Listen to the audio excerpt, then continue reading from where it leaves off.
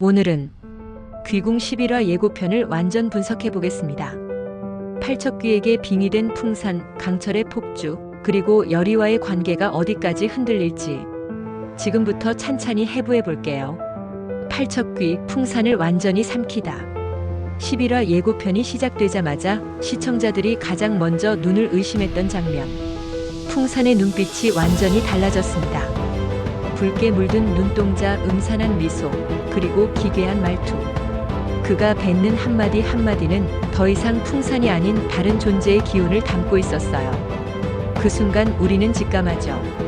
팔척귀가 그의 몸을 완전히 삼켰다. 이건 단순한 주술이나 잠깐의 빙의가 아닙니다. 영혼 자체를 점령한 합일체. 풍산의 육신은 이제 팔척귀의 그릇이 된 겁니다. 팔척귀는 수백 년 전 왕실에 의해 억울하게 죽임당한 백성들의 한을 품은 존재. 그 사념과 원념이 풍산이라는 인물을 통해 깨어난 거예요. 여기서 중요한 포인트는 팔척귀의 목적이 단순히 왕실에 복수하는 것이 아니라 그는 강철이라는 존재를 집요하게 노리고 있습니다. 왜냐고요? 강철은 인간도 아니고 귀신도 아니며 하늘로 승천하지 못한 이묵이라는 독특한 존재이기 때문이죠. 팔척귀 입장에선 자신을 막을 유일한 힘이 바로 강철의 존재라는 걸 이미 알고 있는 겁니다. 즉, 이제 싸움은 단순한 인간과 귀신이 아닌 이무기와 사념의 괴물이라는 초자연적 충돌로 접어든 겁니다. 이 장면에서 김상호 배우의 연기력이 정말 돋보였죠. 눈빛 하나로 인간에서 악령으로 바뀌는 이 전환, 진짜 소름입니다. 강철의 폭주, 이무기로의 회귀. 풍산이 완전히 무너지고 팔척귀가 깨어나자 강철의 내면도 요동치기 시작합니다. 예고편에서는 강철이 어두운 기운을 풀어내며 등장합니다. 눈빛은 얼음처럼 차갑고 말투는 느리지만 서늘하죠. 그가 걸어 들어오는 순간 주변의 공기조차 멈춘 것처럼 느껴질 정도로 긴장된 연출 장면이었습니다. 강철이 오랫동안 눌러왔던 이무기의 본능이 서서히 깨어나고 있다는 시각적 표현이 아닐까요? 그동안 그는 여리를 지키기 위해 자신의 힘을 일부러 봉인해왔습니다. 이무기의 힘은 사랑과는 너무나도 멀고 차가운 것이기 때문이죠. 하지만 이제 강철은 그 선택의 기로에 서 있습니다. 강철이 가진 신에 가까운 힘 없이는 결코 팔척귀를 멈출 수 없기 때문입니다. 그러니 그는 이젠 사랑을 내려놓고 이무기의 본질로 돌아가야만 하는 순간에 도달한 겁니다. 여기서 강철이 느끼는 혼란과 갈등은 상상 이상입니다. 여리와 함께 하고 싶다는 인간적인 감정. 하지만 사랑을 지키기 위해선 사람이기를 포기해야 하는 아이러니. 그가 이무기의 본질을 꺼낼수록 여리와의 사랑은 멀어지고 그녀가 사랑했던 따뜻한 강철은 점점 사라져갑니다. 즉, 강철에게 이 싸움은 팔척귀와의 대결이자 자기 자신과의 싸움이기도 한 거죠. 연출적으로도 강철의 주변에 푸른 기운이 서서히 피어오르는 장면, 그리고 어두운 구름이 몰려드는 이펙트는 내면의 폭주를 시각화한 장치로 긴장감을 한층 끌어올립니다. 여리 다시 무녀의 운명을 껴안다. 예고 후반, 여리는 고개를 떨군 채 조용히 이렇게 말합니다. 내가 그를 지켜야 해요. 그 누구도 대신할 수 없어요. 이 한 문장은 단순한 고백이 아닙니다.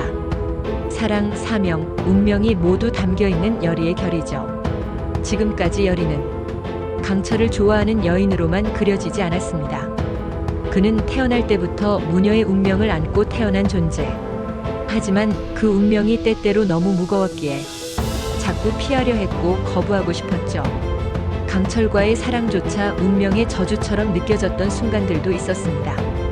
그런 여리가 지금 이 순간 다시 스스로 말합니다. 내가 그를 지켜야 해요. 이건 운명에 떠밀리는 것이 아니라 스스로 선택해 안는 용기입니다. 여기서 여리는 사랑하는 여자가 아니라 몸주신, 즉 이무기를 지키는 대등한 존재로 거듭나게 되는 겁니다. 이는 강철을 위한 선택이 아닙니다. 여리 자신이 무녀로서, 인간으로서 진정한 자각을 시작하는 순간이기도 하죠. 그리고 바로 이 시점부터 여리는 전면전의 주체가 됩니다. 수동적으로 휘둘리던 과거의 여리가 아니라 이제는 강철과 함께 싸우는 사람, 이야기의 한 축을 이끄는 중심 인물이 되는 거예요. 김봉인의 움직임, 또 다른 함정. 김봉인이 누군가에게 서류를 건네며 미소 짓는 장면. 겉으론 조용하지만 이 장면은 사실 11화 전체를 뒤흔들 폭탄 같은 장면입니다. 왜냐하면 김봉인은 단순한 정치인이 아닙니다. 그는 팔척귀를 궐에 들여오고 풍산을 조종하며 심지어 왕 이전까지 가스라이팅해온 장기판의 주인. 그가 건넨 서류. 단순한 기록물이 아닐 가능성이 큽니다. 그 안엔 아마도 강철의 정체 이무기라는 존재, 윤갑의 몸을 차지한 비정상적 생명체라는 정보, 무녀 여리와의 관계, 그리고 몸주신 의식의 내용까지 모든 게 담겨 있을지도 모릅니다. 즉, 그는 이 정보를 무기로 쓰려는 겁니다. 무슨 무기냐고요? 바로 공포입니다. 김봉인이 노리는 시나리오를 한번 보세요. 백성들 앞에 강철의 정체를 폭로하고 왕실엔 괴물이 있다. 강철은 신이 아닌 위협적이고 재앙으로 각인시켜서 강철을 보호하려는 열의까지 포함해 무녀조차 괴물을 숨기고 있었다. 왕실을 위협하는 공모자로 만들어 왕실 자체의 정통성을 흔들고 혼란한 틈을 타 본인의 정치적 입지를 강화하려 함이 보이는 계략이라 생각합니다. 김봉인이 던지는 공격은 단순한 폭로가 아니라 사람들이 가장 두려워하는 것, 정체를 알 수 없는 존재에 대한 공포심을 자극하는 전략입니다. 지금까지 강철은 아무리 괴이한 능력을 가져도 시청자 입장에선 인간적인 면이 남아 있었죠. 하지만 이 정체가 백성들에게 공개된다면 강철은 한순간에 인간의 탈을 쓴 괴물로 낙인 찍힐 수밖에 없습니다. 더 무서운 건 김봉인은 직접 칼을 들지 않는다는 것입니다. 그는 언제나 남을 움직이게 만드는 자입니다. 팔척귀를 들였지만 본인은 손을 더럽히지 않았고 이제는 백성을 들고 왕실을 공격하려 하죠. 이건 정치를 넘어선 여론과 두려움을 무기로 한 심리전이자 강철 열의를 사회적으로 고립시키기 위한 2차 빙의라고도 할 수 있어요. 결론적으로 이 한 장면 서류를 건네는 단 2초의 컷은 앞으로 왕실 내부의 분열, 강철의 존재에 대한 공개 폭로, 열의의 고립, 그리고 김봉인의 완전한 공개 행보를 알리는 신호탄입니다. 강철과 열의는 이제 귀신이 아닌 인간의 악의와 정치라는 더 복잡한 전장에 발을 들여놓게 된 거예요. 강철을 공개적으로 괴물로 낙인 찍기 위한 장치예요. 즉, 김봉인은 여론을 조작하고 백성들의 공포심을 자극해서 강철을 왕실에서 몰아내고 열의까지 함께 파멸시키려는 계획을 준비 중일 수 있습니다. 이 장면 하나로 앞으로의 이야기에서 김봉인이 공개적으로 움직이기 시작한다는 신호탄이 울린 셈입니다. 그리고 이건 단지 정치적 암투가 아닙니다. 사랑, 신념, 존재의 정체성까지 송두리째 흔들 수 있는 공세. 이제 강철과 열의는 외부의 귀신만이 아니라 내부의 인간 악의와도 싸워야 하는 상황에 직면한 거죠. 강철 자신의 본능. 강철은 이무기로서의 힘을 되찾아야 하지만 그럴수록 점점 사랑할 수 없는 존재가 되어갑니다. 그는 열의를 지키기 위해 스스로를 괴물이 될지도 모를 길로 몰아넣고 있죠. 열의 자신의 운명.